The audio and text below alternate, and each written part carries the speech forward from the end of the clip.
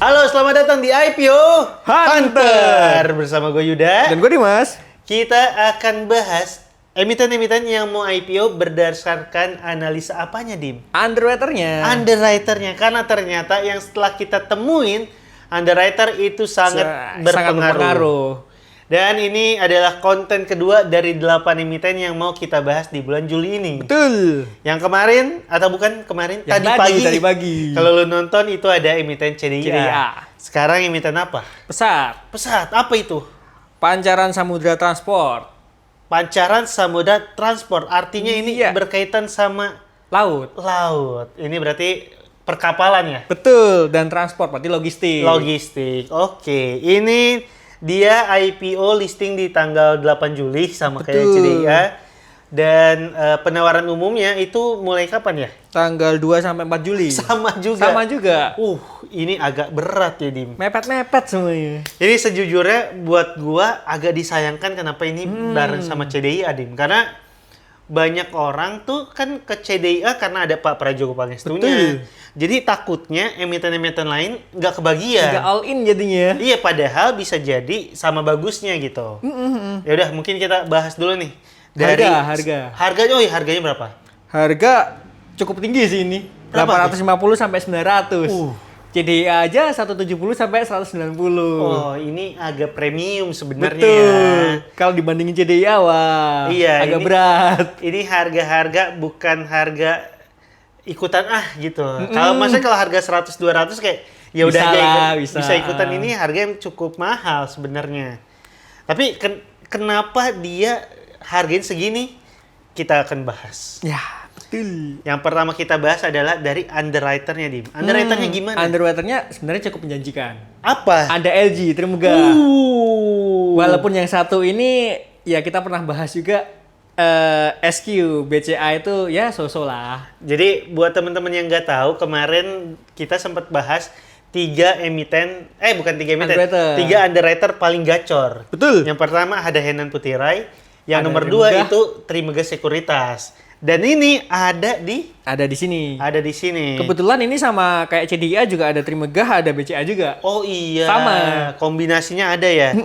Dan Trimegah kita udah sering berulang kali kita bilang ini track recordnya bagus.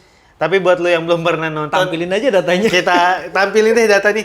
Ini 5 emiten terakhir, bukan 5. Ini 4 emiten terakhir dari Trimegah Sekuritas. Kalian bisa lihat di data. Ada Niche, ada Gulf, ada ADI, ada CBDK.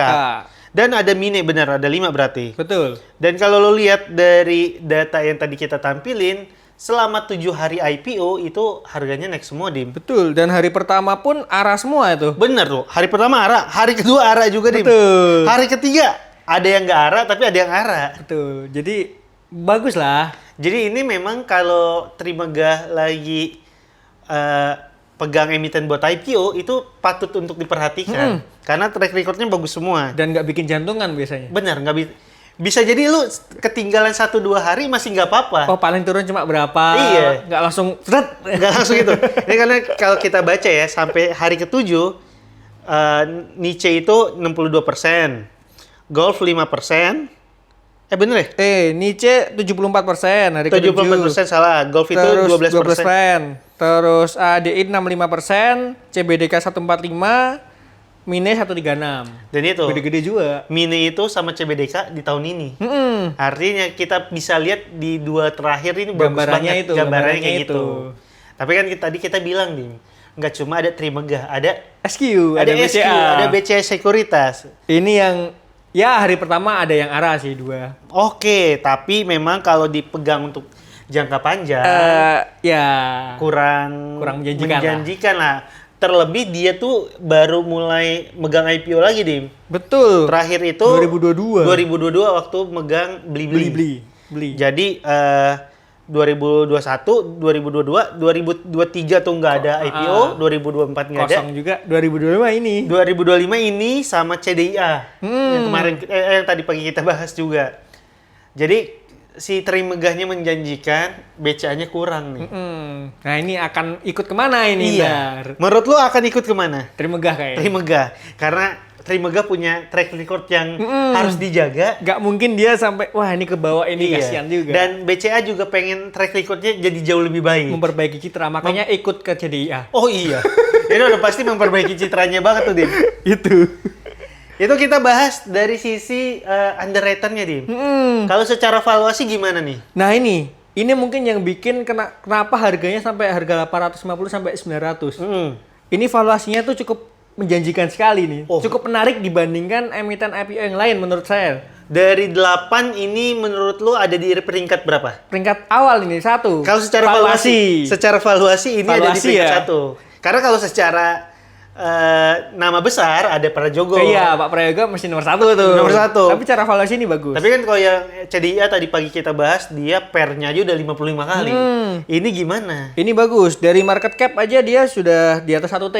Atas 1T. Jelas bagus. Artinya masuk ke papan utama. Bisa jadi kemungkinan besar papan utama ya. Terus pernya itu masih di bawah 10 kali di 5,18 sampai 5,48. Oke, itu tergolong murah banget karena banyak emiten yang pernya tuh jarang kita nemuin yang jarang apalagi IPO. Iya, jarang nemuin emiten bagus pernya di bawah 10. Betul.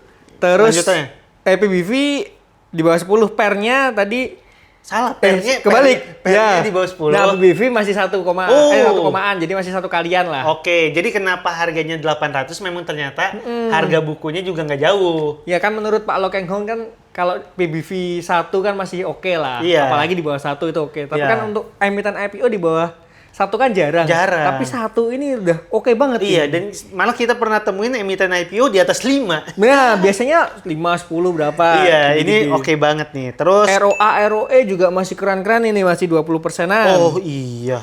DAR-nya masih di bawah 100% sekali. Jauh jauh banget 27-an. DAR juga masih 21%. NPM-nya juga bagus NPM, nih. GPM juga masih bagus. Di atas 20-an persen lah. Jadi ini sebenarnya memang benar-benar saham yang secara valuasi sangat menjanjikan ya. Valuasinya oke juga. Dan penggunaan dananya juga untuk modal kerja kan juga bagus tuh. Oh iya nih, kalau teman-teman baca prospektusnya, dia tuh nulis tuh 175 miliar buat apa. Terus udah dengan segala perjanjiannya dia tulis tuh ya. Dan sisanya untuk apa kan kebutuhan semuanya untuk modal kerja. Iya. Sih. Bagus sih. Dan ini walaupun ini bare minimum, ini patut kita apresiasi. Ditulis. Karena nih ada prospektus yang bilang dipakai untuk modal kerja tanpa udah, ada sekian tanpa ada penjelasannya.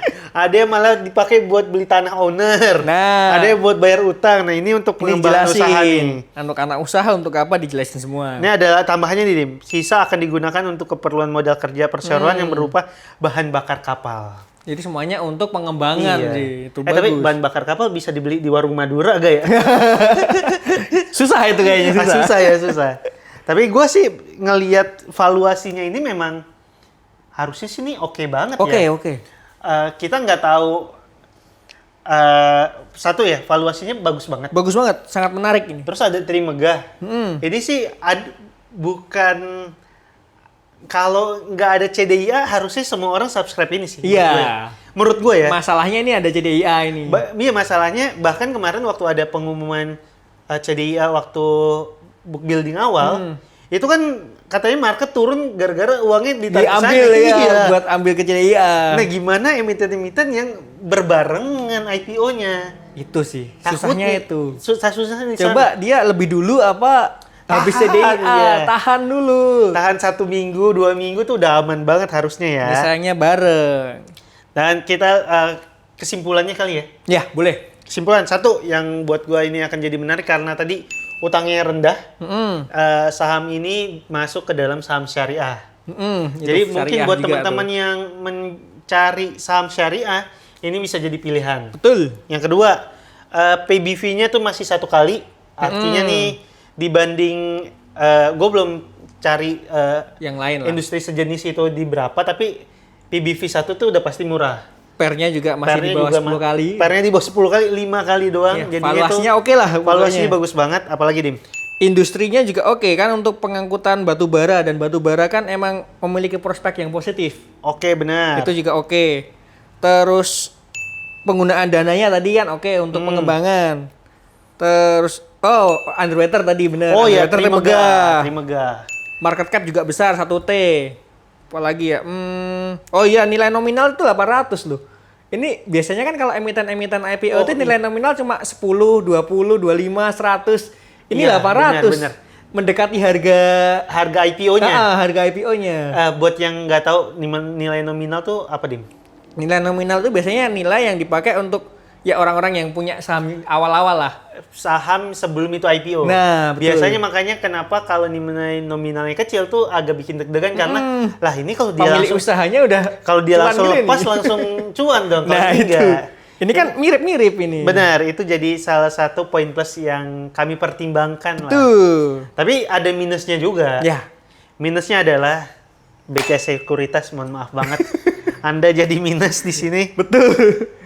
Yang agak memberatkan Trimegah sebenarnya. Iya, ini kalau Trimegah stand alone sih. Oh, oke banget. Oke banget.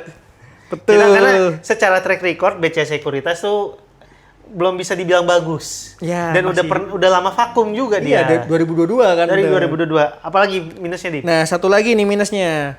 Karena CDIA kan harganya cuma 170 sampai 190. Betul. Dia di 800-an sampai 900-an. Jadi agak gapnya agak beda ini. Jadi mungkin banyak orang yang ngerasa ini kemahalan. Betul. Karena pembandingnya 200. Pembandingnya CDIA soalnya. Padahal kalau nggak dibandingin, ini valuasinya bagus. Iya, beda loh. Ada returnnya bagus. Sektor industrinya aja beda. Industrinya juga tadi yang lo bilang menjanjikan.